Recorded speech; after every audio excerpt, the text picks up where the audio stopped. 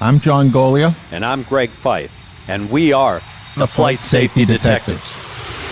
We're just two guys who have spent most of their career with the National Transportation Safety Board investigating aircraft disasters and aviation safety issues all over the world.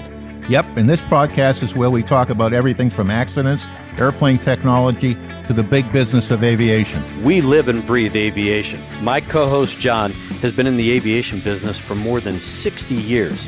He was the first and only airframe and power plant mechanic to get a presidential appointment to the National Transportation Safety Board. And Greg is a former air safety investigator and GO team captain for the NTSB. He's investigated everything that flies worldwide since he started his career 40 years ago. And on top of that, he is a Living Legends of Aviation inductee. So between John and myself, we have over 100 years of aviation safety experience. It's time to buckle up because it's going to be wheels up. Let's get this show in the air. Hello, John. It's good to be with you for another edition of Flight Safety Detectives. I finally got home from another week-long road trip. Spent a number of days in various parts of Tennessee, seeing the rolling hills, and unfortunately looking at broken airplanes. So it was good to get back on the road, but of course, with COVID, you can't do everything that you want to do, can't talk to all the people that you need to talk to, but it was a good trip. Now I'm back to perfect weather here in Colorado. Beautiful blue sky, sun is shining, nice balmy breeze. How about you, John? How's Boston? Boston is gloomy, wet, in the low to mid 40s, and it's even gloomier. I took a ride up to one of my local airports, little airport, and they've had a recent addition, fences. Oh. They've closed the damn thing off. You can't get anywhere near the airplanes or near anything. Is that for safety or is that for animal wildlife control? I would not think it's for animals. I think it's for people animals. Yeah, exactly. So it was depressing. One by one, we're just closing off our airports, keeping people out, and that's not what aviation has been successful doing in the past, thanks to all the terrorists and all the rest of it. I was at a great little airport in Tennessee in a place called McMinnville. What a great little perfect country setting. You know, the runway is 100 feet wide, 5,000 feet long. It's surrounded by farms, some rolling hills. And I'll tell you, I mean, it was a great airport, very little traffic, unfortunately, but because of the tornadoes that rolled through there about a year ago, all their hangar space, they got a 3-year waiting list now because when that tornado rolled through that part of Tennessee, of course, it wiped out over 200 aircraft and leveled the hangar. So guys are scattering to move their airplanes around, and so every hangar is full. But there wasn't a lot of flying, and the weather was spectacular. You know, those, blue sky day, light breeze, perfect day for flying, and the sunset. I love sunsets at little airports like that. They are just so cool. Yes. Well, I'd like to remind all our listeners today that this show is being brought to you by Avemco Insurance and PAMA. And all of you folks out there that are looking to buy insurance for your airplane, you can profit by listening to the Flight Safety Detectives because Avemco Insurance offers a 5% discount just for listening to the show.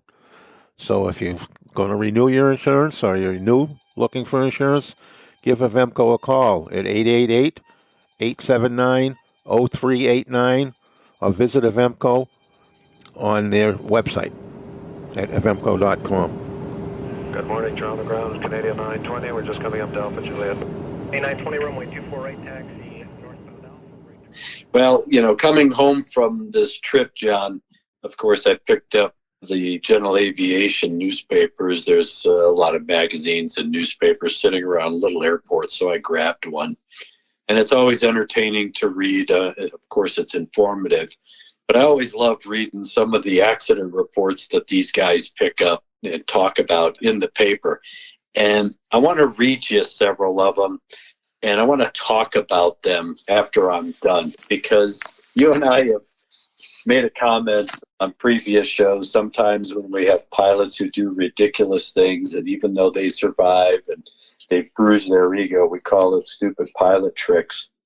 We've also done a show about proper pre-flight and being prepared for the flight. And next thing I know, I'm reading some of these accidents, and it's just, it's mind-boggling that some of these people hold a pilot's license. The first one, the heading is "Plane Sinks After Pilot Fails to Remove Gust Lock."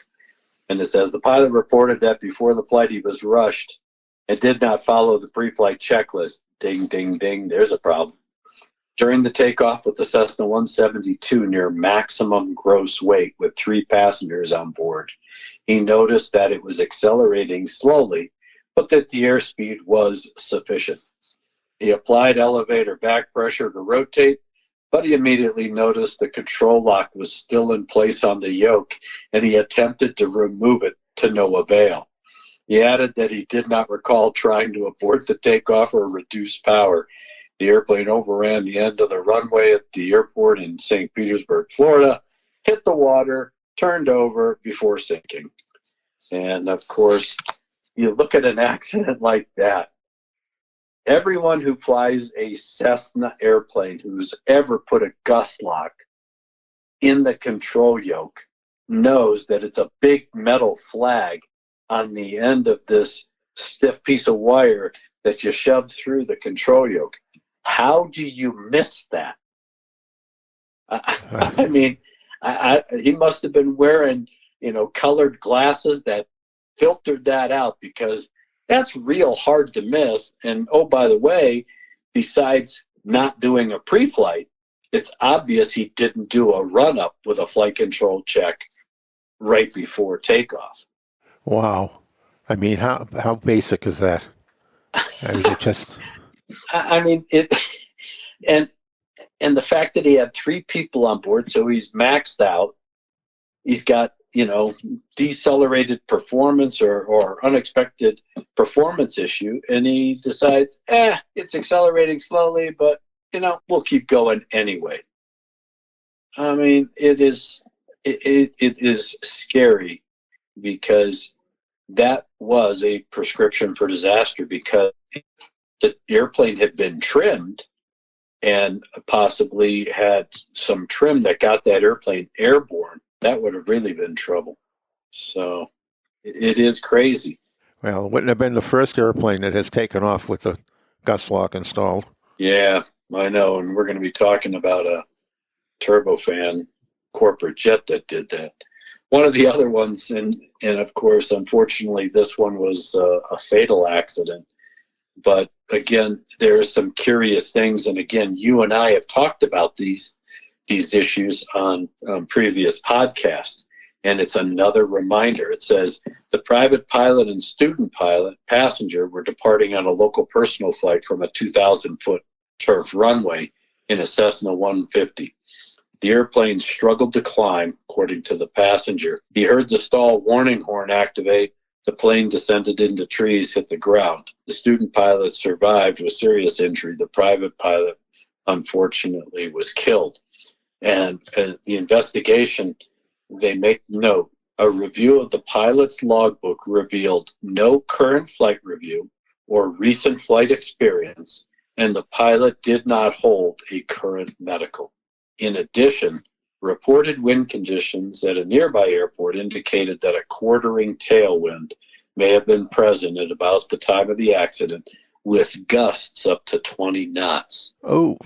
Where is the logic that, for whatever reason, you don't think you have to play by the rules, you don't have to abide by getting a flight review, staying proficient, and holding a medical certificate, and you take someone with you and put them in a position of jeopardy like that? I cannot understand the logic. It is not like riding a bicycle. It's just sad. It is just totally sad that somebody with apparently the presence of mind to make these decisions made these decisions that jeopardized not only his life, but that of a passenger. How many times have we seen this and they just don't go away? No. They just don't go away. And it's unbelievable that over and over and over and over again, how do we get the point across? How do we educate these people that they're not, one, above the law, which the FARs are the law, and two, what makes them think that they are Chuck Yeager, that, without any prior experience or recency of experience and things like that, that they can just, kick the tires, light the fire, and rock and roll, and we're going to have a good time. No, in fact, we've talked about this, but my fear is that after this second lockdown that appears to be just on the horizon, when we have these pilots come back and start to fly, we're going to have a lot of these because they're just not proficient. They haven't been flying. Some people may not have flown for over a year by the time we get through the second wave of COVID.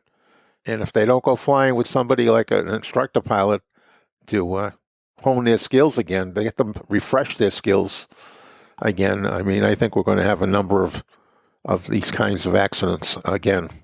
And then, of course, some people try to fly their aircraft as though they were driving their car. It says, plane crash after student tries to pass on the taxiway. The student pilot in a low-wing Piper PA-28 reported that after landing at the airport in Miami, she exited the runway onto a taxiway, which was occupied by a high-wing airplane that landed before her. She attempted to pass the high-wing airplane on the left, but her right wing hit the other plane's tail.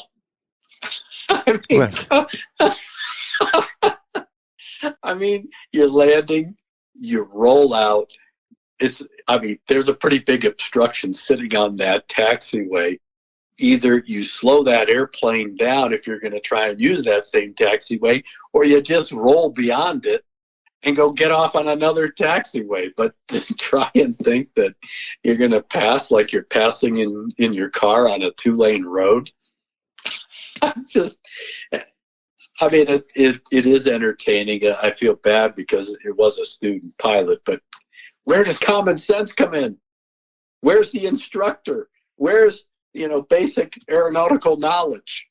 Oh, she must have been flying on a student ticket with no instructor. Must have been building time. But going into Miami?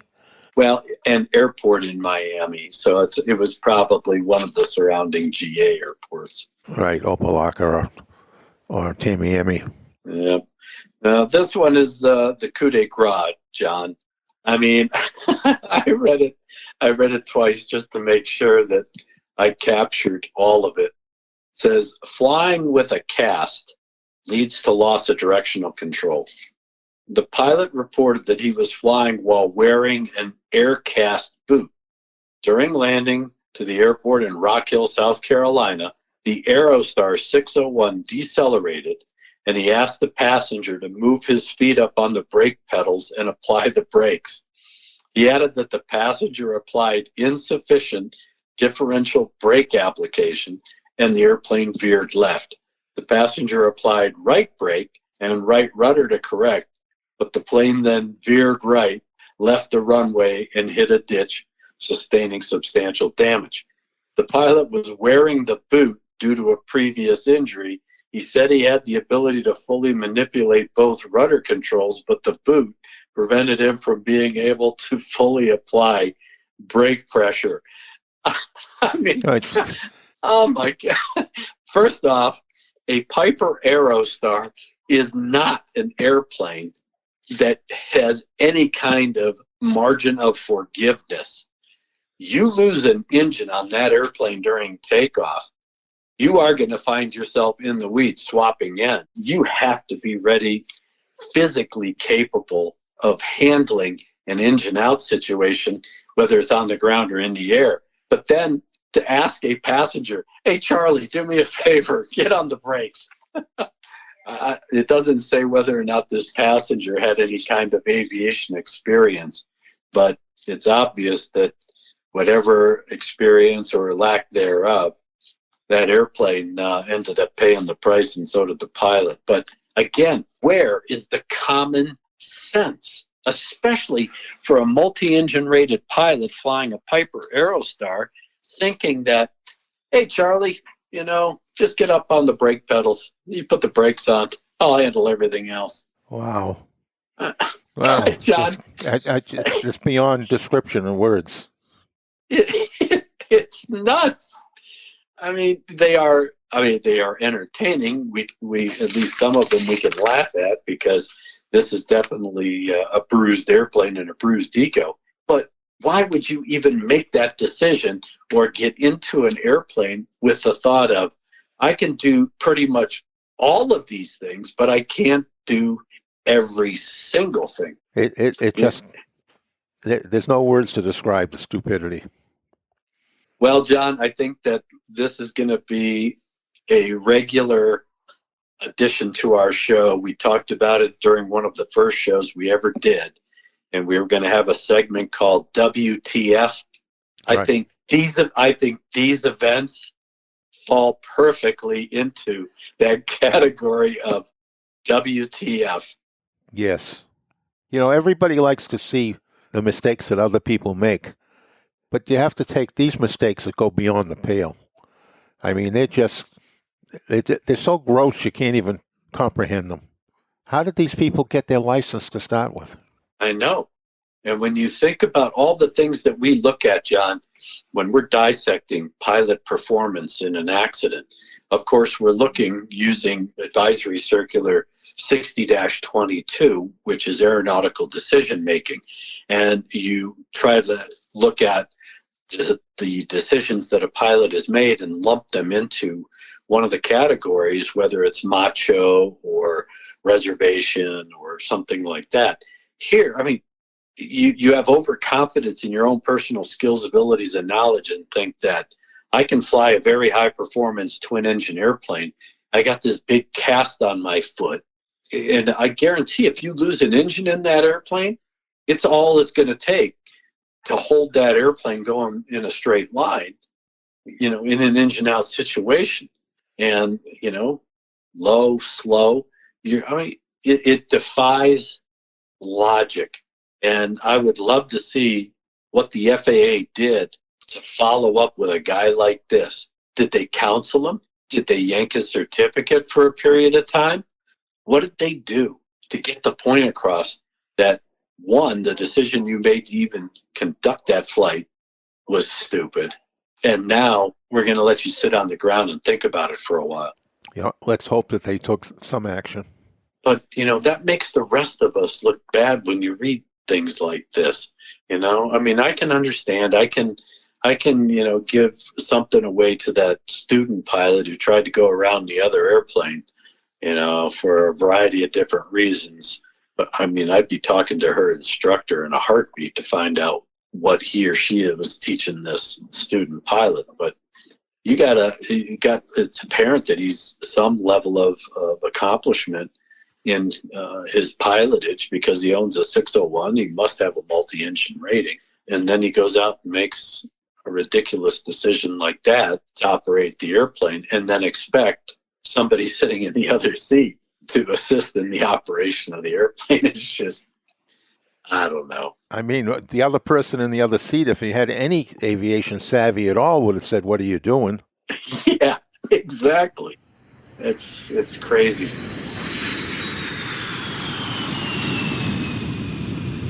The thing that scares me, and I think this is a good segue, is that we see improper decisions. We see improper operation of aircraft for a variety of different reasons, whether it's, of course, skills, abilities, knowledge, experience, capabilities, lack of training, lack of proficiency.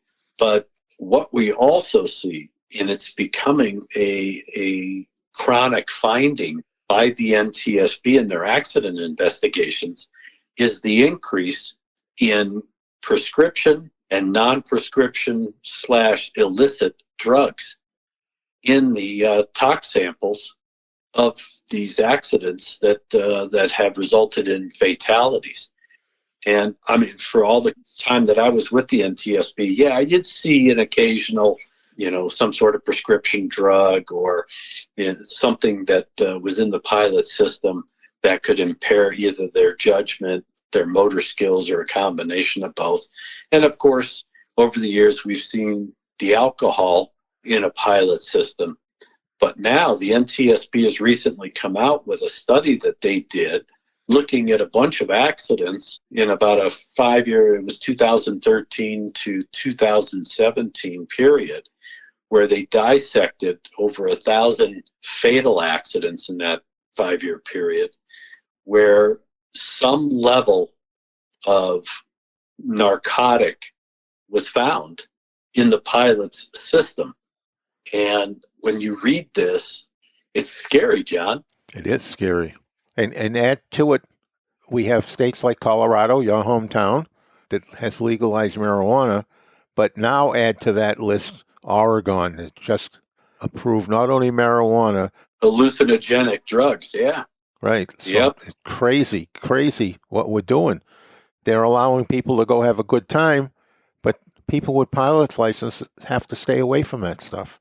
Because any kind of drug, even if it's been legalized in a particular state, is still a federal offense because the feds regard these as prohibited drugs.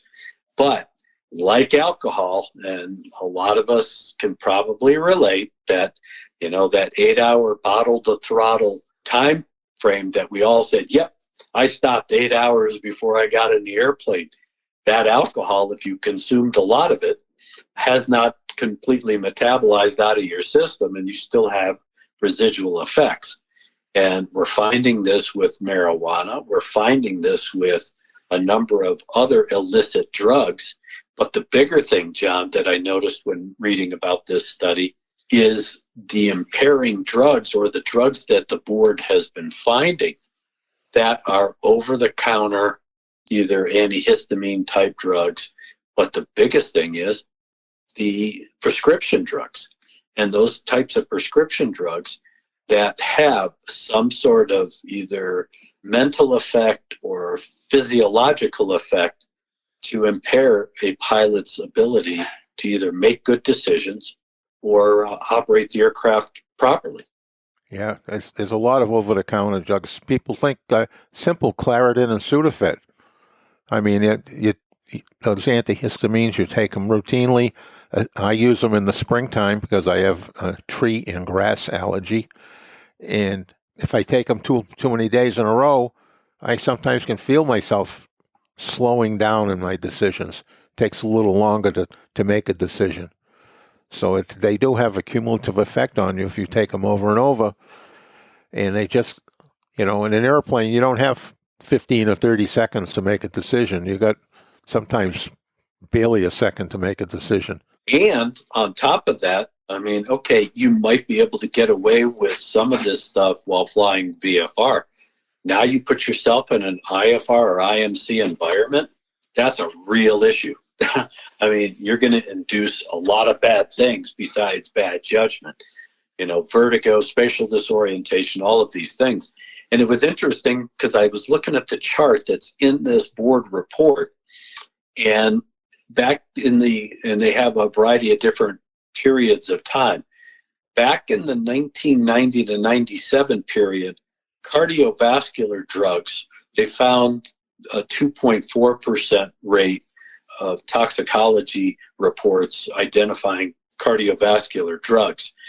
And it progressively increases so that during the 2008 to 2012 period, it had jumped 10% up to 12.4%. And then in this latest period, 2013 to 2017, it was already or all the way up to 18.2%. And while that, it's like, yes, so what? Those are medications for some sort of cardiovascular event. They don't define what it is, whether that's because of a stroke or because of a heart attack. All of this particular period of time, this 2013 to 17 period, sedating antihistamines have gone up almost 7%. Antidepressants have gone up by 6%. Sedating pain relievers has only gone up a little bit. Illicit drugs has gone up about 3 or 4%. But again, the fact that they're finding these kinds of drugs in pilots is very, very disconcerting, just because, again, they're flying in our airspace. And while aviation, once you get in the air, is somewhat predictable, as we've all been taught, if you are following the regulations and you are doing what is expected of you as a prudent pilot, we pretty much all know what someone is doing, both in the VFR and the IFR environment. Yeah, we have those one-offs, we have those cowboys, we have the issues where, yeah, we run two airplanes together because people weren't talking to each other, failed to see and avoid, things like that. But when you have these types of drugs, I mean, these are percentages based on the accidents that they examine, the toxicology results. I mean, that is a lot of pilots they're finding a positive drug screen for in these fatal accidents. That's sky high. Not just a lot. It's really up there.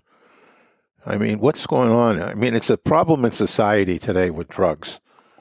But people that want to fly have always been a cut above the averages that we see in society. But maybe we have been holding ourselves up too high that we don't deserve it. Maybe the younger generation today is much more cavalier about the use of drugs and doesn't believe that it's a problem. And I think it is a societal problem because we have legalized all these things. But now where do you draw the boundary? I know that a friend of mine is a state trooper, and another friend of mine that lives in my neighborhood is a sheriff's deputy. And they're now training officers to try and detect drivers who are under the influence of marijuana and that kind of thing, because it is legal out here. When they're pulling people over, giving them a test, they're trying to find ways to identify whether they're under the influence, similar to, of course, alcohol. And I started pulling some reports, John, and I know that you've reviewed these same reports that I sent you. 3 years ago, here you have a 56-year-old pilot and a 38-year-old passenger who died in a Beechcraft 300. It's a twin-engine airplane. It's a high-performance airplane. Witnesses said that they watched this airplane roll down the runway, and on the rotation, it pitched up rapidly during the takeoff with the pilot standing that airplane on its tail, basically. It went up, came back down, slid 650 feet, upside down, hit a concrete wall, and both occupants were fatal. They found in the pilot's toxicology not only THC, which is marijuana, they found amphetamines, they found antidepressants, and anti-seizure anxiety medication. I mean, really? Really? I mean, it sounds like the drugs alone should have killed them. Yeah. It is just fundamentally wrong that pilots like this would make a calculated, conscious decision and believe that they can operate any aircraft, let alone this twin-engine Beech. But the bigger thing is, John, the FAA has put out over the years, these pre-flight risk management tools for pilots. I'm safe, and am I fit to fly? These are checks that we as pilots are supposed to do. Do you feel good? Do you feel well enough? Are you, mentally in the right frame of mind to fly? Have you taken anything that could impair your ability to make good decisions and operate the aircraft? And I know that this stuff has been out. It's been talked about. We use it as a research tool. We use it as a reference tool when we write reports. But again, the message just doesn't seem to be sinking in. I mean, and it's funny because, we see it a lot with helicopters and airplanes. But I found this one report, John, that I think I sent you, involving a hot air balloon. And you go, well, so what? The guy's got some drugs in him. hot air balloons don't move very fast. It's not the speed that is killing people. In this particular instance, this was a very high visibility accident that occurred 4 years ago down in Texas. There were 16 people in the basket of this hot air balloon that was it was at a balloon festival in Texas. They had taken off. Of course, there were some environmental conditions that the pilot had to try to navigate. Unfortunately, the balloon drifted into high power lines. And I mean, I think if I remember right, this is the one where there was video. As it went into the power lines, you see the shorting of the power lines, the balloon, the envelope catches fire, the basket is hanging there, and it was just an ugly, ugly accident. But the big thing, John, is that they found that the pilot had a multiple of cold and allergy medications. He had Valium in his system. Apparently, this is a chronic problem for him because he had a record for alcohol abuse and drunken driving. And he ignored all of the prudent information a pilot would look at with regard to the weather, and apparently became invincible and decided that he could make this happen. And you've heard me use this term before. This guy thought he was Captain Courageous. I can make it happen. I can accomplish the mission. Yeah, in fact, too many pilots have that attitude. And too many mechanics, quite frankly, as well. You know, and we haven't had much focus on maintenance personnel and other personnel in the operations and their physical condition. You know, when I look at FBOs, like I did just yesterday, and the young guys out in the fueling truck, you know, they're maybe 18 years old, and given what we see in kids today at that age, I'm sure that there was 3 of them. I'm sure one of them at least had recently probably smoked a joint. Or ate a brownie, or, you know, all the other methods of ingesting that. And now you're going to entrust him to put the right amount of fuel and the right type of fuel into your airplane. We've never really had the numbers of these problems like we are having today. Today, there's just, I mean, like the percentage you said, I mean, those are staggering to have those kinds of numbers in aviation. Yeah. You know, I don't know what the answer is, but it's sort of disheartening to see that.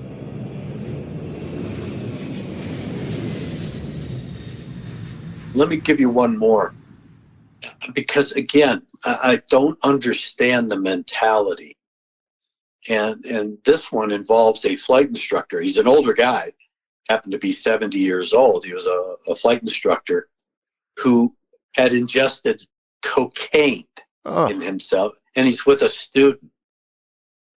They take off. They're flying down in Florida. Witnesses saw the airplane flying low, heard the engine, quote, sputter, like they all do, and then saw the airplane spiral down into a swampy area. The board gets out there. They do their investigation. They find out that this flight instructor had cocaine and marijuana in his system at the time. They couldn't tell, I guess because of the condition of the body, whether this had already started to metabolize out and whether they were through their half-life and all that kind of stuff. So they don't know the effect. But the fact that they found cocaine and marijuana, and this guy is a flight instructor who is supposed to set the example. He takes a unknowing student, I would presume, on a flight. They go out and do things that puts the airplane into a position where they lose control. And I say they because you got kind of 2 pilots, 1.5. But you have a flight instructor who should have had all of his faculties about him to identify and correct that situation. But it's obvious that it may have been him who set them up for disaster because of these psychoactive drugs that were in his system when they were out doing some level of flight training. And I just cannot comprehend that kind of carelessness, callousness, and total disregard for someone else. I mean, you want to go out there and do that? You know, you want to be high and go out and fly? Go do it by yourself. and go do it out in the middle of nowhere where you're not going to hurt anybody if something bad happens.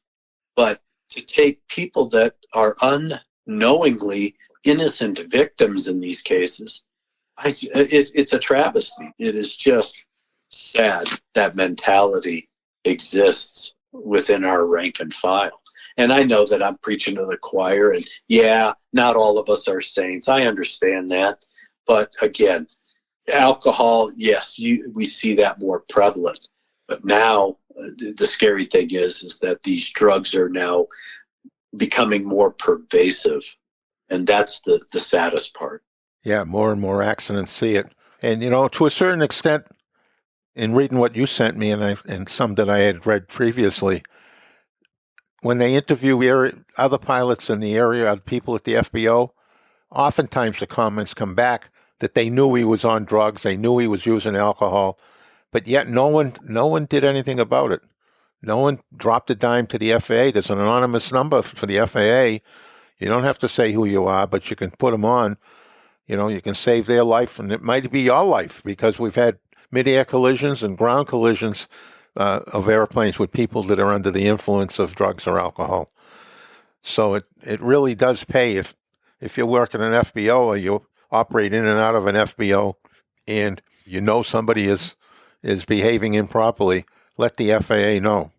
It's not a case of snitching. It's a case of saving a life, either his or hers or some innocent person's life. Yeah. And again, you and I aren't doctors. We occasionally play them on TV in that award-winning acclaimed series, The Phony Doctors.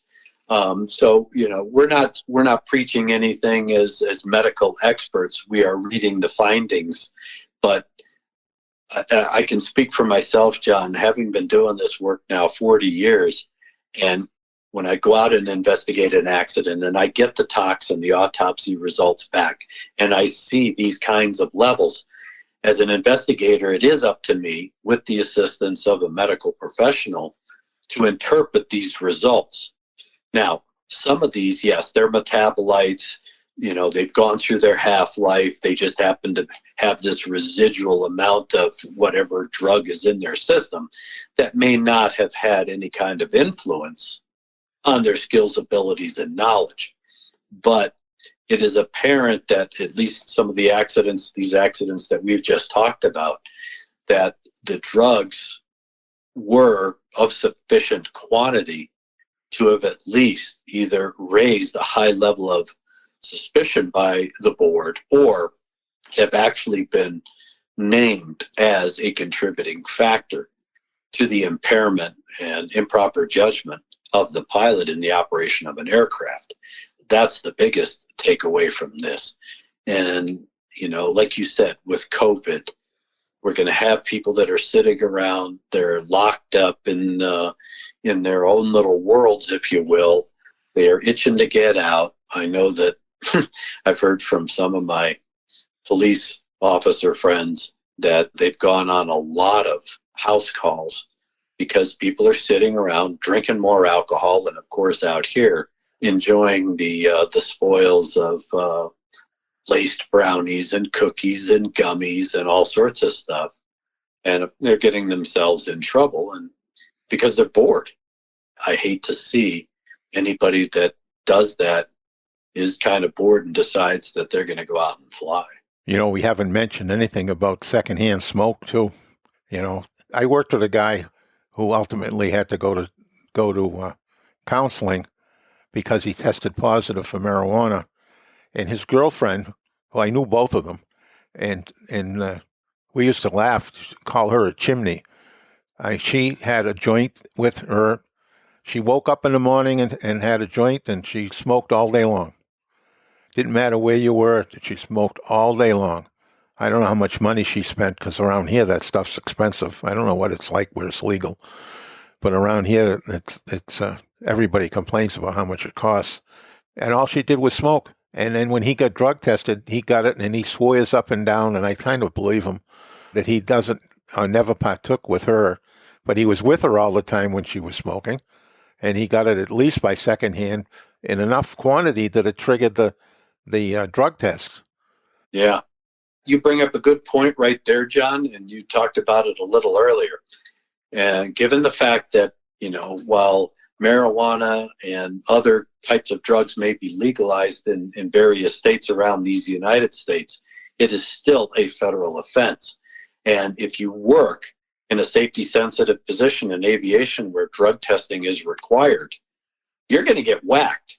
There is no forgiveness. And even if you hold like a medical marijuana card or something like that, they don't care. Because if you get popped in a drug test for a positive, I would bet my bottom dollar 99.999% of the time, you're no longer going to be employed. Yes, right. Some of the airlines will give you a second chance. You go to a treatment program, but my experience with the second chances are those that were really users will do it again and get caught. Yeah, and we're going to talk about that. I'm glad you segued into that. These second chances. My office partner, who we're going to have on the show in the very near future, is an aviation psychologist. He works on behalf of the FAA to do these kinds of rehab type activities on behalf of the FAA for people who have been substance abuse users, who have had some sort of medical issue that has resulted in the loss of their medical, and what hoops they have to jump through, the cognitive tests. I mean, he sitting in the office when these guys come in, he puts them through a battery of tests because he has to do an evaluation to ensure not only are they clean and can get back into their respective flying or maintenance duties, but he's got to look at, do they have the cognitive skills as well? So we're going to have him on the show to take all of this to the next level to get a better understanding. Because if you do get popped, and as you said, John, if they do give you a second chance, it's not like they give you a warning and say, don't do it again. They will make you go through these things. And of course, the FAA will make you go through these things as well. And it can be a very long, drawn out, and an expensive process. Yes, protecting your job. And then the other people, I talked about the young kids with the fuel trucks and fuel loads and all the rest of it. But the airlines had it for a while. I don't know what it's like right now. But for a while, we had a major problem with the guys that load the airplanes.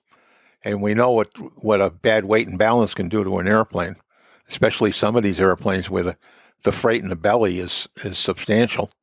And we used to joke in the 90s, I can remember joking, that every time there was an accident on the ramp, so if you smashed your baggage tug into the baggage carts and the supervisor saw you, they would drug test you. And inevitably you'd get fired because they tested positive. And so we used to joke that at the rate they were going, we won't have anybody to work the ramp, because apparently that was pretty prevalent among that age group and in that type of job. It was pretty prevalent that they were smoking marijuana, I believe. I don't know about hard drugs.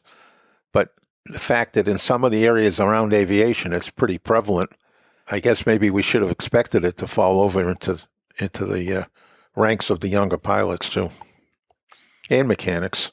Yeah, anybody really.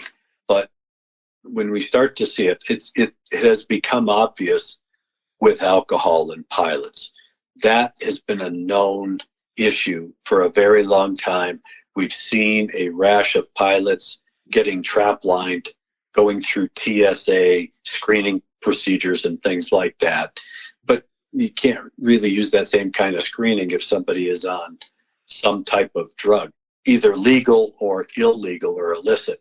But the one thing that I didn't mention, and there is a bit of a joke here, and because this is a family show, John, I'm not going to take it there other than to say one of the newest drugs that we're finding, or at least are being found in the toxicologies, is a very significant increase in erectile dysfunction drugs.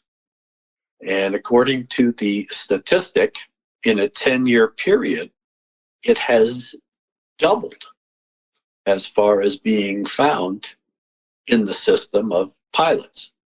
And of course, there is a number of jokes we could talk about, the 4-hour issue and everything else.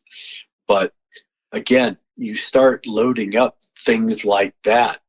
I'm not sure, and we'll have to ask Chuck when we have him on the show, but we'll have to talk about some of these drugs and really what their effect is, even if the numbers don't really appear to be significant when it comes to a tox and that kind of thing. Because I've had where I thought the number was high, but then when I talk to a medical professional, they say, no, that's the metabolites and it's broken down and it's substantially higher in regards to possibly a prescriptive drug and things like that. So it does get very interesting. But I happen to notice that there is it has doubled in 10 years, the findings of these prostate erectile dysfunction drugs in pilots. And we haven't even mentioned the interactions.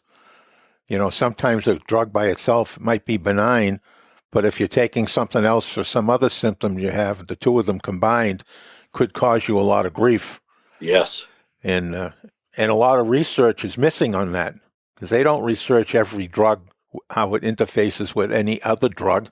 And that's one of the reasons why when you hear the drug commercials on TV, prescription drugs on TV, to make sure you tell your medical provider and whatever else you're taking. And where that's prevalent, John, is people that are taking blood pressure medicine and antihistamines. Yeah, right. Just the opposite, right? They can have a real dramatic effect, that interaction. Or pain relievers, whether it's an aspirin or a acetaminophen or something like that. They too can have, I won't say devastating, but they can have unintended consequence. Yeah, exactly. That's a good way to put it. So you got to be careful of what you're mixing. Prescription, non-prescription, or over-the-counter, you think that it's benign, when in fact it's really doing something that has unintended consequences. Yeah, well, I think we talked that issue down, and we'll continue that when we get your doctor friend on and continue that discussion, because it's obvious that this problem is growing. The latest data is still over a year old, so we can only imagine. And it's been going up every year, so there's no telling where it is today as compared to 2018 study. I think the biggest takeaway, though, John, is pilots need to fall back and look at the risk management tools that the FAA has and really do some introspective examination using the I'm safe and are you fit to fly profiles. I mean, are you all there mentally, physically? Are you on any kind of drug that could cause you to put yourself into a position of jeopardy, and looking at the environment that you're going to fly in? Because some of these drugs, as we talked about, yeah, you might be able to get away with it on a VFR day. But if you go into IMC, it's a whole different ballgame. So really, take a look at the I'm safe and the fit to fly profiles and ask yourself those questions, because the last thing you and I want to be doing is investigating anybody. And the furthest thing from my mind when I do have to investigate is I'm hoping not to see anybody that has anything in their tox if it's a fatal accident. I know we're going to do something on the accident investigators in the future, but I just wanted to make one point to everybody that when accident investigators go to the scene over and over and over and end up seeing what the results of an accident, whether it's stupid or not stupid, you can't be human beings and not be touched by seeing the sites that we see and have seen at accident sites. So it takes a toll on the accident investigator as well as a toll on the families, and of course the toll on the victim is absolute. It's fatal. But the people that are left behind pay a price for that too. And with that sort of negative or not too happy note, I think we can wrap up this discussion today. I remind everybody that our show is being bought by Aventco Insurance Company. And again, you can get a discount just by mentioning the fact that you listen to the show. So if you're renewing your policy or you're going to get a new policy, call Aventco, 888-879-0389, or visit aventco.com. And get a price for your insurance, and I'll let you have the last word, Greg. Well, thank you for giving me the last word, John. Normally I'm throwing it to you, but it's always good to talk to you. These are the kinds of subjects that we believe that, need to be talked about. We try to at least couch it in such a way so that it's not so negative, but it just heightens the awareness, because we're coming into the holiday season. I think that if you really broke some of these numbers down, you would see that these numbers escalate around holidays for a variety of obvious reasons. So again, it's up to us to police ourselves. And for those that are on basic med that don't have a lot of oversight, you have to really be policing yourself. So heed the message, and definitely, again, don't put yourself, your family, your friends in a position that could compromise your safety or theirs. We always appreciate feedback. We got a little bit of some questions about, accidents such as this involving drugs and alcohol. So we get that feedback from you, the listener. You can contact us at any time through our email at flightsafetydetectives@gmail.com. We appreciate the feedback. I know that, John, you just got some good feedback from folks that we know, and that helps us make the show better. They always have some good suggestions for us, so again, we appreciate that. And they give us topics that we try to cover using not only the discussions and the research, but of course accidents that put some practical application to it. So with that, my friend, it's good to see you via Zoom. I can't wait to be in studio with you. And of course, I'm looking forward to harassing you when we are together. So Doesn't look like that's going to be anytime soon, given the numbers. Yeah, well, as long as I can see your smiling face on Zoom, that's all that matters, buddy. So again, I want you to stay safe, wear your mask, make sure you wash your hands. Those are the two best things you can do to stay safe. And for those of you who travel and are flying both as a passenger and as a pilot, we always want you to fly safe. Thanks for listening. To listen to more episodes of the show, go to flightsafetydetectives.com or the Professional Aviation Maintenance Association at PAMA.org, and wherever you find your favorite podcasts. Catch us next time when John Golia and Greg Fife talk about all things aviation. Thanks for listening.